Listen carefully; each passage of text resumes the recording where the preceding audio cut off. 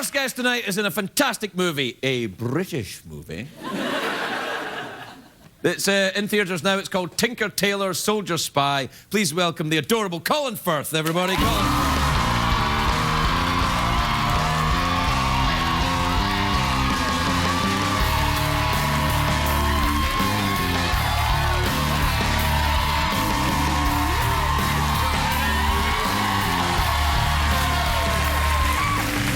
Wow. That was as English a greeting as you could get. Well, it was good. I liked it because I went to hug you and I could see you were very uncomfortable with it, so I decided to go in a little bit closer and give you the full groin rub. I don't know. That was a piece of English emotional landscape you just got there. I don't think the English are that cold. I think the English think they're cold, but they're not really. I've found English people to actually be very warm and friendly. Very, very early in the interview. You're gonna...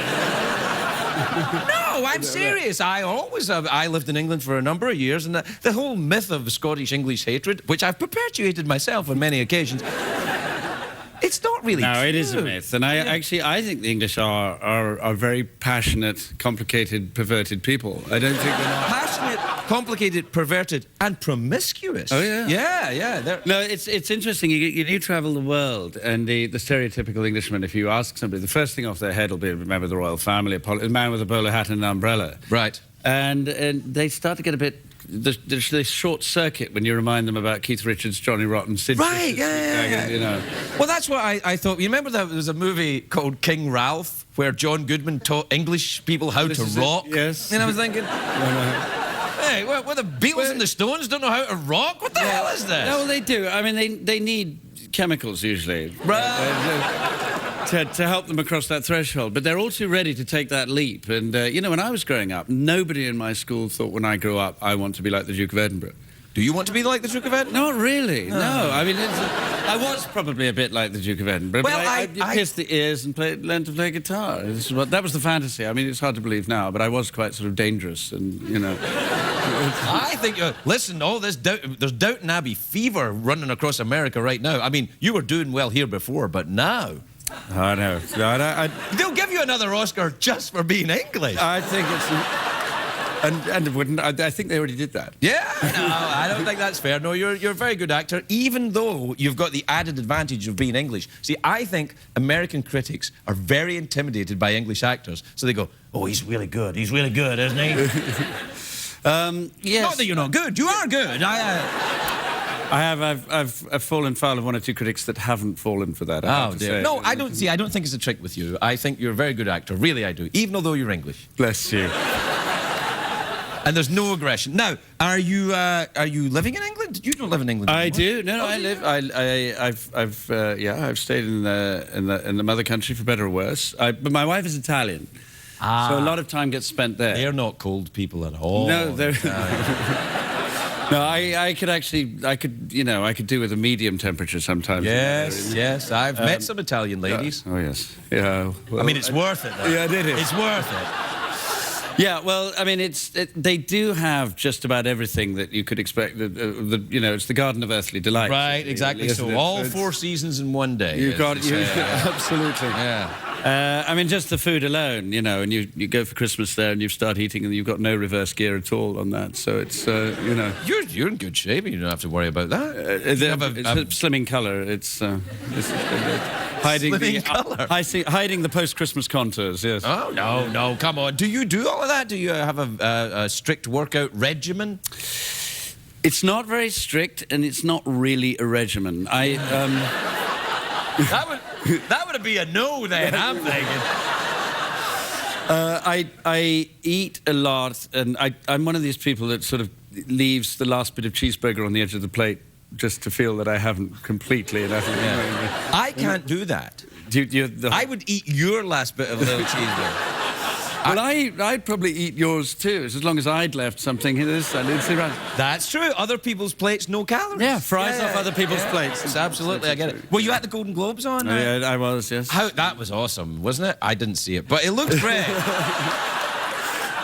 You enjoy these? Awesome by the guy that didn't see it is the Well, you know, I read that it was great. It was, and actually I was there. There wasn't a huge amount of pressure, other than our friend Ricky, you know, what he might or might not do, which I actually think adds a wonderful frisson. It gives a certain edge to it. Yes, he'll probably win an award.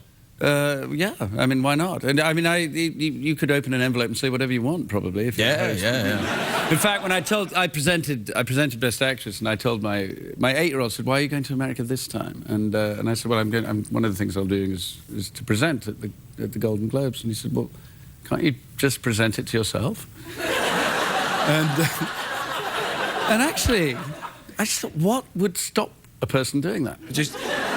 You could just say, "I can't believe it! I've won!" That's astonishing. That's right. Oh man, I wish I'd have done that. I once gave a Grammy to Katy Perry. I should have kept her from that bitch. Why not? We have to take a break. It's one of the things we do here in America. It's a pity. Okay, no. Commercials. Really? Yes. Not like the BBC here, you know. God, you old tart. Okay. Yes, no, we whore ourselves out to the highest bidder. Who are the highest bidders? Take a look.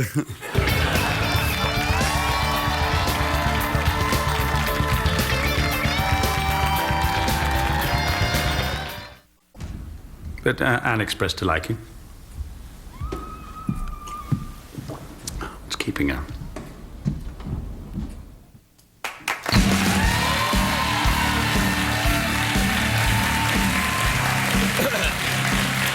So, welcome back, everybody. So that's the point in the movie. Just after that point, you go nuts, shoot up the place, and then there's a car chase out of there. That's it. It's all working up to the moment that would really sell this film. Listen, I don't think that... I think this... I want to see this film because I remember the television series in Britain with Sir Alec Guinness. He played George Smiley, didn't he? Played Smiley. And now it's Gary Oldman that's playing him, right? That's right, and it's masterful what he does. He's a fantastic actor, I think, Gary Oldman. There's nobody better. This is a very easy film for me to promote in a way because I don't have to be insincere, which I usually do.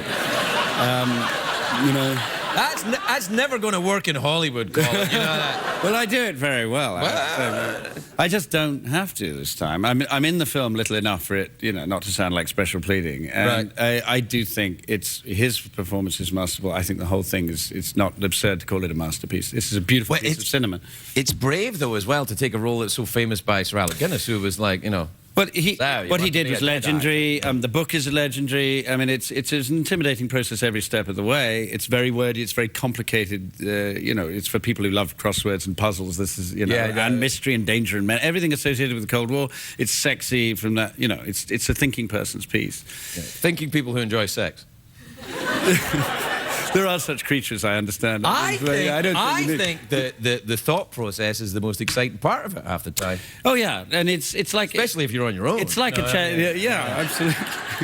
Well, on your own it's fine. I think it's Woody Allen that said, you know, sex. I think sex on your own is with someone you love. And, yes. I think he said sex between two people is a beautiful thing, and between 5 it's fantastic. Yeah. Can't argue with any of that.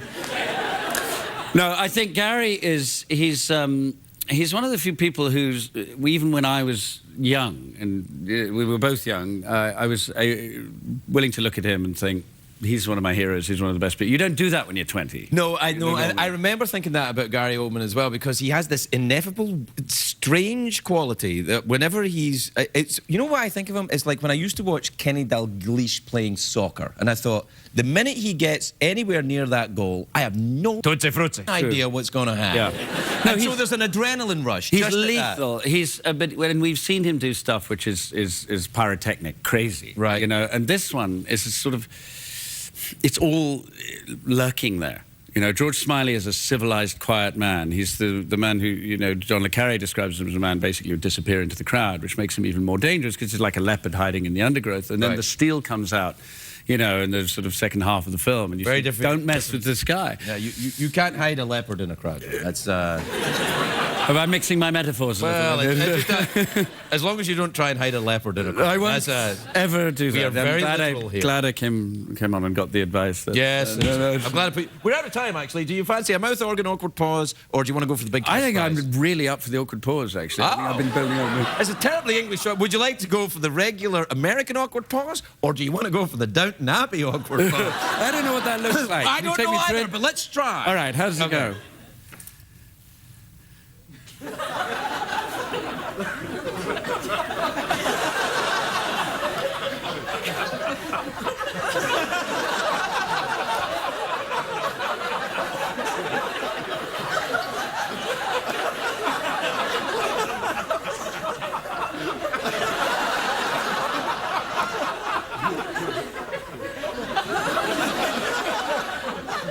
I think you're just doing a regular awkward pause.